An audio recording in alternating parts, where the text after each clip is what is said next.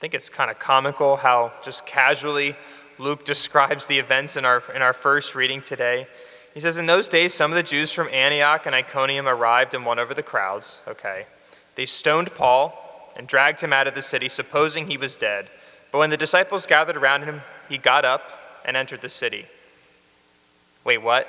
So the Jews literally stoned him to the point where they thought they killed him. So they beat him up pretty good, drug his body outside, left him for dead. The disciples came around. Paul gets up and says, let's go back into the city and keep preaching the gospel. The dude's committed, that's for sure. And then when he's preaching, he says that it is necessary for us to undergo many hardships to enter the kingdom of God. And those words would have really packed a punch because he would have looked really beaten up, right? He wasn't just talking about that we have to endure minor inconveniences in order to enter the kingdom of God, but he would have shown exactly what we would have had to endure for the sake of the kingdom of God, to be, in his case, beaten to a bloody pulp. Well, are we willing to undergo hardships to enter the kingdom of God?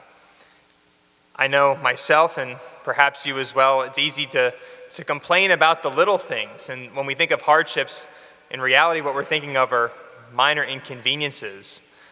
But we're not called to just suffer the minor things. We're called to give our life.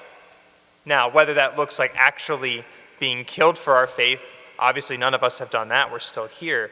But we are called to lay our life down each and every day to give everything for God, to give everything for the sake of the gospel.